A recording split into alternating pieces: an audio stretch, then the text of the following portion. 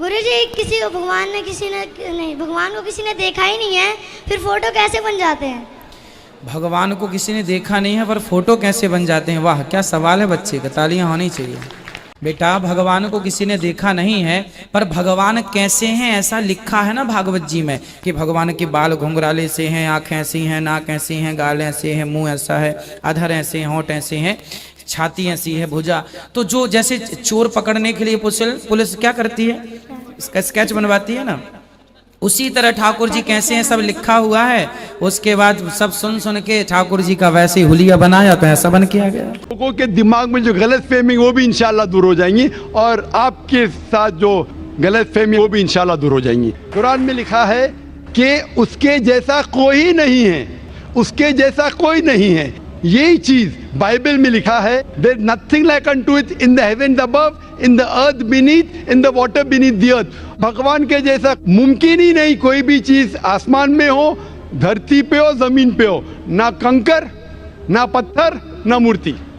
वो ही लिखा है वेद में, न तस्य प्रतिमा अस्ति, उस भगवान का कोई अक्स नहीं, कोई पेंटिंग नहीं, कोई फोटोग्राफ नहीं, कोई मूर्ति नहीं। तो ये लिखा है धार्मिक किताबों में, लेकिन धर्म के मानने वाले अपनी आसानी के लिए तब्दील कर रहे हैं।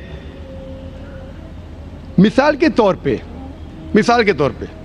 आप सपोज बिजनेसमैन हैं, आप एक कंपनी के मालिक हैं, आप एक अपना पुराना उसूल, किस तरीके से कंपनी चलना चाहिए, उसूल से चलते आ रही है। आपके कोई नई मैनेजर आते उसूल को बदल देते हैं, आपके उसूल के खिलाफ काम करते, बोलते क्या ये और बेहतर होगा, इससे मुनाफा ज्यादा होगा। आपके उसूल है कुछ, आपके उसूल होंगे कि मैं ईमानदारी से काम करूं, आपके मैनेजर के उसूल होंगे ईमानदारी को छोड़ो, पैसे ज्यादा कमाने का। आपको जब पता चलेगा आपका मैनेजर आपके उसूल को तोड़ रहा है, बोलेगा मालिक ज्यादा पैसे मिलेंगे, रिश्वत दो। आप उससे सहमत है? आप बोलेंगे ज्यादा पैसे छोड़ो, मिलते क्या नहीं मिलते, रिश्वत देना हराम है।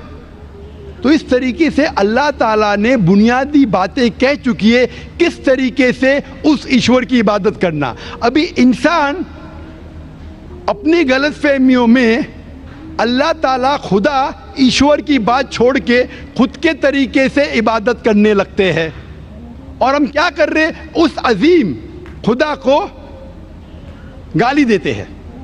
हम कहते हैं कि खुदा ने बेटा जना, अस्तगफुरुल्लाह।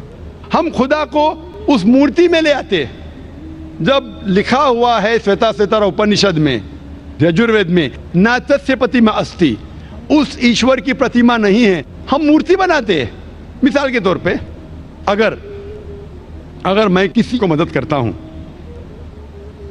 और अगर वो शख्स मुझे जानता नहीं जाकिर कैसा दिखता है, मिसाल के तौर पे श्रीलंका में मैं एक स्टूडेंट को मदद करता हूं, रोज 10,000 रुपये भेजता हूं, उसको पता नहीं जाकिर के साथ क्या करता है, वो कॉकरोच बनाता है, कॉकरोच, और रोज सुबह को बोलता है जाकिर शुक्रिया। जब मुझे पता चलेगा उसने मुझे कॉकरोच बनाया, क्या मुझे खुशी होगी?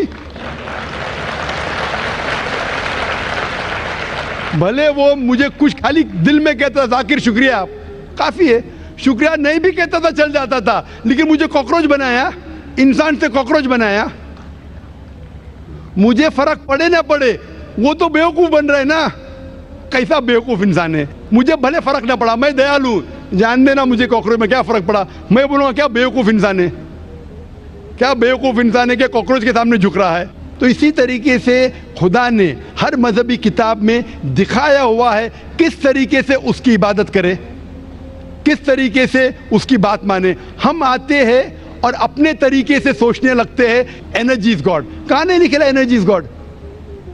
आपने बिल्कुल आपके सवाल का जवाब खुद आपने दिया। आपने एक मिसाल दी कि हिंदू लोग कहते हैं नमस्ते। नमस्ते का लफ्ज किधर से आता है आपको शायद पता होगा। नमस्ते आता है इदम नममे से। इदम नममे मतलब मैं आपके सामने झुकता हूं, मैं आपकी इबादत करता हूं, बराबर। इदम नममे, आप कहना चाहते मैं आपके अंदर ईश्वर की इबादत करता हूं। मिसाल के तौर पे वो आदमी चोर है, वो गलत काम कर रहा है, बलात्कार कर रहा है, आप उसको ईश्वर बोलेंगे? आप ईश्वर को इतना घटिया समझ गए? वो बलात्कार करने वाले इंसान को बोलते आप ईश्वर है। इससे भाईचारगी बढ़ेगी नहीं घटेगी। वो बलात्कार करने वाले को, वो चोर को, वो डाकू को मैं ईश्वर मान रहा हूं, उसके सामने झुक रहा हूं। अल्लाह को क्यों गाली दे रहे? ईश्वर को क्यों गाली दे रहे? खुदा को क्यों गाली दे रहे?